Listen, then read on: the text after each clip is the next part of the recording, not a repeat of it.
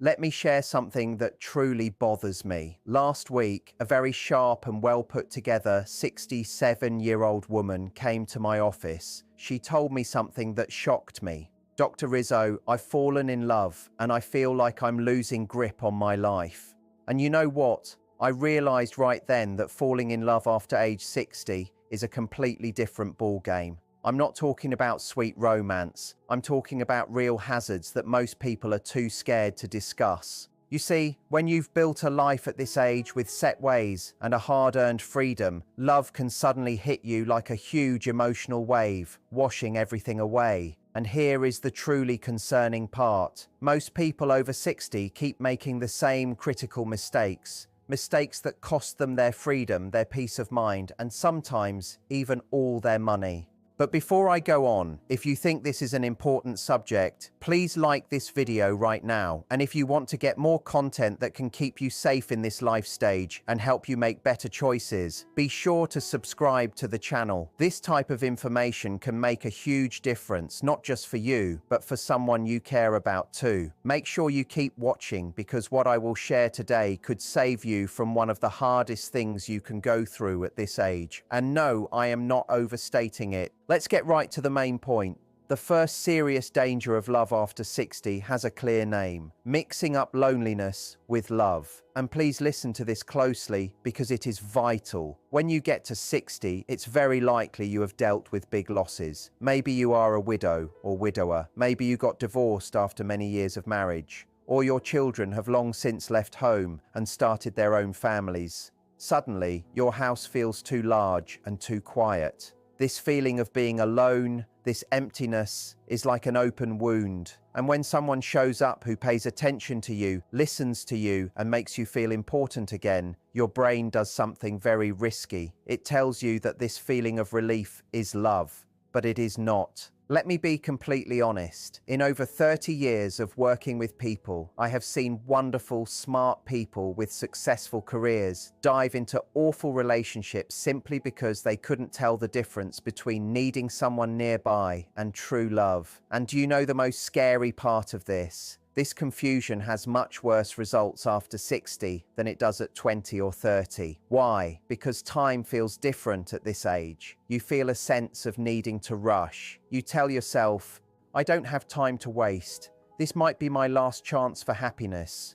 And it is exactly this feeling that makes you skip necessary steps. It makes you ignore clear warning signs. It pushes you into an emotional pace that is much too quick. I have seen people move in together in less than 3 months, combine their money in 6 months, and then sit in front of me a year later, completely broken, wondering how they got into that situation. Because here is the uncomfortable truth no one wants to hear. Loneliness is healed through having human connections, not just through romance. Your need for closeness can be met through close friends, group activities, community work, or finding old hobbies again. But when you make another person the only cure for your loneliness, you are not building a relationship based on love, but on dependence. And emotional dependence after 60 is especially harmful because it pretends to be a completely open heart, a feeling of finally finding a soulmate, a wish to make the most of the time you have left. But wait, it gets even worse. Let's talk about the second danger, the pressure of time that harms your judgment. When you are 25 and a relationship ends, you think, I have my whole life ahead of me. You recover, learn, and move on. But after 60, your mind whispers something totally different. This is your last chance. If you miss it, you will die alone. This thought, this basic fear of always being alone, is one of the strongest tools for emotional manipulation there is. And I want you to understand one key thing. This fear is not silly. It is very human. The thought of not having a partner in old age is genuinely scary for most people. But this is where the trouble begins. Choices made because of fear always turn out badly. Let me tell you about Robert. He was 64, a retired engineer, widowed for 3 years, with 2 adult children living in other cities. Robert met Patricia at a dance. She was 58, divorced, charming, and outgoing. Everything his boring, predictable life was missing. After 2 weeks, they saw each other every day. After a month, she was practically living with him. After 3 months, he asked her to marry him. His children warned him, "Slow down, you barely know her." But do you know what Robert said back? "You are young, you have time. I don't. I won't waste the rest of my life waiting for the perfect moment." 6 months later, already married, Robert found out that Patricia had big hidden debts, and she expected him to pay them because that's what married people do. Her charming, outgoing nature also meant constant trips out with friends, paid for from his bank account. But the worst part wasn't the debts. The worst part was the emotional threats he faced whenever he tried to set limits. "You don't love me anymore. You regret marrying me. Maybe I should leave and let you be alone again, just like before." And that is the perfect trap. Robert panicked at the idea of being alone again and kept giving in. He lost his inner peace, his freedom, his bond with his children, and a big part of his money, all because he made choices based on a feeling of now or never. But here is something that almost no one tells you. This time, pressure is a lie. Yes, you heard that right. A lie. The idea that after 60 you are running out of time to find love is just a thought that fear makes stronger. The facts show a very different story. More and more people find loving relationships later in life. With online dating and people living longer, the chances to connect are higher than ever. But when you convince yourself this is your last chance, your brain goes into not enough mode. And in not enough mode, you accept things you shouldn't. You put up with what you shouldn't. You overlook the obvious. Because to a mind twisted by fear, any company seems better than none.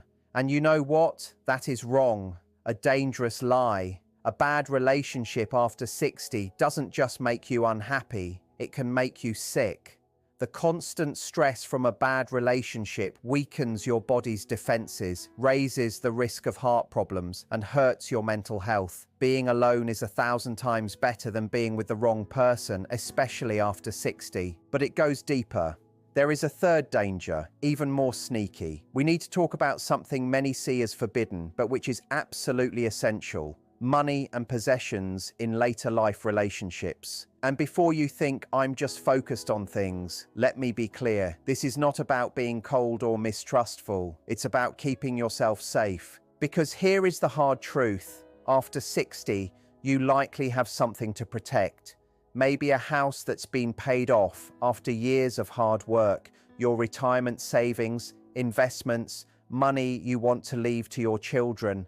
And sadly, there are people who purposefully seek relationships with older adults for money. Yes, it's that harsh. I am not saying every person who approaches you after 60 has bad intentions. Most are honest, but people who want to hurt you for money or feelings do exist. And after 60, you are a particularly easy target. Why? First, because you probably have money. Second, because loneliness makes you feel weaker inside. And third, because your generation often trusts more easily and is less suspicious than younger people who grew up with the internet. Let me tell you about Mary. She was 66, a retired university professor with a decent pension and her own home in a nice area. She met Harry in a coffee shop. He was 62, polite, caring and educated. He sent her flowers, called her every day and read her poems. Mary was overjoyed. After years of being alone, she had finally found someone who valued her. After 4 months of dating, Harry told her he was having temporary money issues. His business had failed. He had debts, but he would sort it all out soon because a new project was almost finished.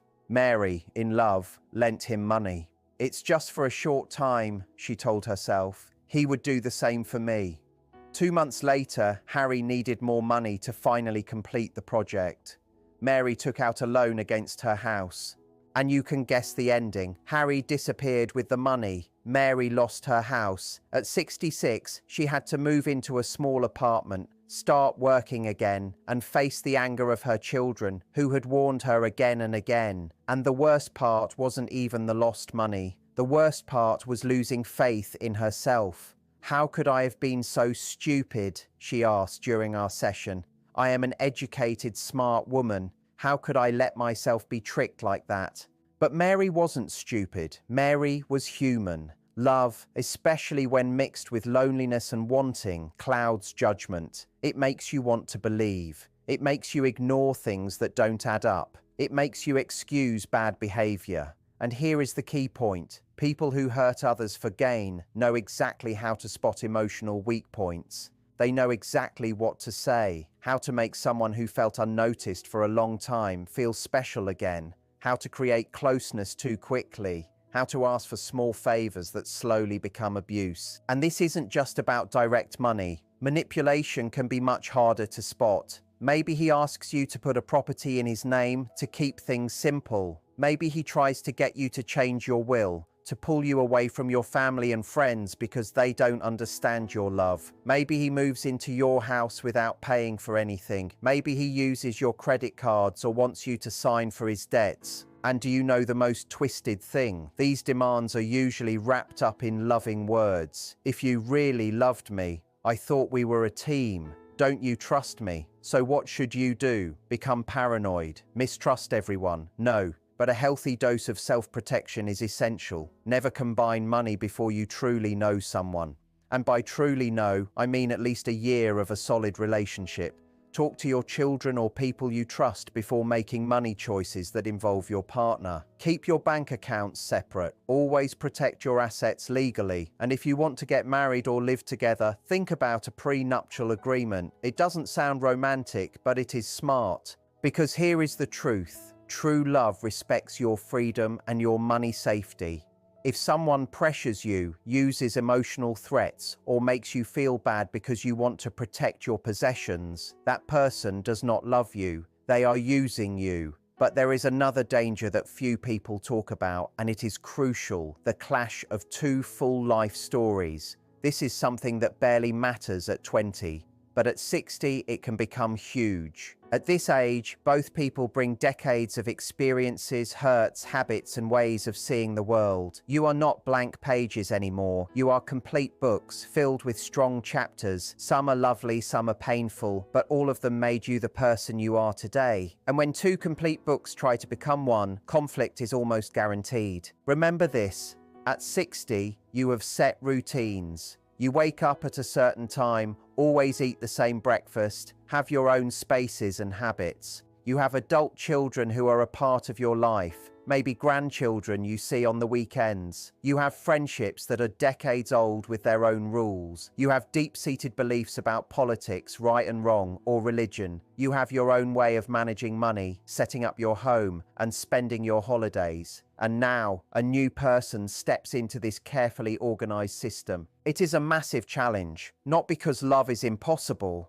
but because fitting two complete worlds of life together is much harder than it is for two young people just starting out. It takes patience, looking deep inside yourself, flexibility, and most importantly, the ability to let go of old patterns without losing yourself. What barely matters at 20 can become a huge problem at 60. At this age, both people bring decades of experiences, hurts, habits, and ways of seeing the world. You are not a blank page. You are a whole book filled with intense chapters. And when two complete books try to merge into one, arguments are almost certain. Imagine this: at 60, you have set routines. You wake up at the same time, eat the same breakfast, and have familiar spaces and habits. You have adult children who belong to your life, maybe grandchildren you see on weekends, and friendships that have lasted for decades. You have deep political, religious, and moral beliefs. A specific way of handling money, arranging your home, or spending vacations. And then someone enters this strongly built life with their own habits, their own children, their own friends, their own beliefs, and their own way of living. The conflict can be intense. An example is Edward and Sylvia.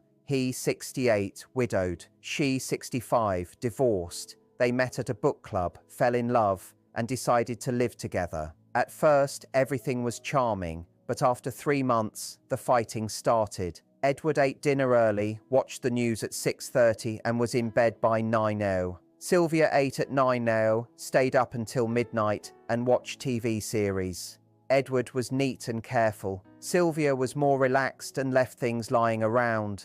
But the real fights were deeper. Edward's son visited every Sunday with the grandkids. For him, it was sacred.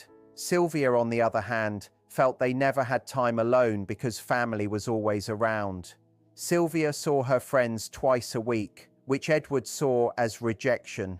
He thought that as a couple, they should spend more time together. And then came the most sensitive point. He was conservative, she was liberal. At first, they avoided the subject, but soon every talk became a minefield. What happened? Both tried to change the other. Edward wanted Sylvia to follow his routines. Sylvia wanted Edward to be more flexible, more go with the flow, but neither gave in because both thought, at my age, I won't change anymore. And this is the main difficulty of love after 60. You need flexibility at the exact time of life when you have the least of it. Not because of stubbornness, but because your brain at this age has solid habits. Your identity is fixed. Habits are deep-rooted. Changes need conscious long-term effort, something many no longer want or are able to put in. Then the quiet fight starts. Bad feelings grow. Comparisons with the earlier life alone appear, and what started as love turns into a shared life full of stress and small daily hurts. I have seen couples literally get sick from this. Stress, not sleeping, stomach problems. The stress of trying to join two complete lives without real tools or a willingness to compromise is huge. And here is something hardly anyone openly says. You do not have to move in together. Yes, you heard that right. In the 21st century, you can have a deep, steady, and meaningful relationship after 60 without living under the same roof. There is even a name for it, living apart together, LAT. Living separately, but connected by feelings. Both people keep their space, their freedom, and their routines. They meet often, share what matters, but at the end of the day, each goes back to their own safe place. And you know what? For many people over 60, this way works perfectly. It keeps the excitement, lowers fighting, and respects each person's needs. Society likes to say that true love means moving in together, that not living together means a lack of commitment. That is wrong. It's just an old-fashioned cultural pressure. True connection is not shown by sharing a roof, but by respecting each other, supporting each other, and being emotionally there. But there is an even more private area, and it is one of the biggest risks of love after 60, sexuality later in life, and how it can become a dangerously strong emotional bond. We must talk openly about something society prefers to ignore. People over 60 are still sexual beings. They still want closeness. They still feel physical interest. Desire does not disappear with age. It just changes form. But if you have gone years, sometimes decades, without physical touch, coming back to intimacy can feel overwhelmingly powerful. And this is where one of the greatest dangers hides. You can confuse the strength of a physical connection with true love. Let me explain. If you have been alone for years, if the last intimate experience is so far in the past that it feels almost unreal, and suddenly someone touches you again, someone who looks at you with desire, who makes you feel wanted, your brain is flooded. Oxytocin, dopamine, endorphins, the chemical mix for bonding. And this wave of chemicals can make you believe you have found the love of your life. In truth, it is often just the deep relief of a basic human need that has been asleep for a long time. I have heard countless times, Dr. Rizzo, I've never felt anything like this. It must be true love. And my usual reply is, how do you know it is love and not just intimacy after a long time of emotional dryness? This difference is key because when you make big choices, moving in, getting married, sharing money, based only on the power of a physical connection, you are building on weak ground. Physical intimacy is wonderful, needed, and deeply human, but it is not enough. And after 60, mixing up desire and love can lead you to attach yourself to people who are completely wrong for you emotionally or morally. There is also another side that few people talk about openly, the pressure to perform. Yes, after 60, bodies change naturally, yet many people suddenly feel the need to be fully functional, to not disappoint, to prove they are still desirable. This pressure leads people to put up with behavior they would never have accepted before. I have seen women accept disrespect simply because they say, "At least I feel desired again," and men who stay in clearly harmful relationships because they think, "She makes me feel young again." Physical closeness can become a golden trap, pleasant, intoxicating, but dangerously tying you down. A trap that keeps you stuck in relationships that don't offer much emotionally. But here is a freeing truth. You deserve a relationship where everything fits. Respect, talking things out, emotional support, shared interests, and yes, physical joy too. You do not have to choose between love and desire. You do not have to settle for, "At least someone touches me." You deserve a connection that is whole, honest, and balanced. Because if you settle for less, you not only deny yourself a healthy relationship, you also shut the door to a love that builds you up instead of wearing you out. This pressure can make you put up with behavior you would never have accepted before, simply because you fear losing the physical approval you have missed for so long. Physical closeness can become a golden but dangerously addictive trap, pleasant, comforting, yet binding in a way that keeps you in relationships that don't support you emotionally. And this is where a freeing truth lies. You deserve a relationship where everything aligns, where respect, communication, emotional backing, true compatibility, and yes, physical pleasure all come together. You do not have to choose between love and desire. You do not have to settle for just having someone touch you. You deserve a complete, honest, and balanced connection. If you accept less, you rob yourself of the chance for a healthy relationship and close the door to a love that strengthens you instead of draining you. But there is one last danger, perhaps the most painful of all. The sixth and final point, the terrible effect a bad choice of partner can have on your family and your life story. After 60, you are not just yourself anymore.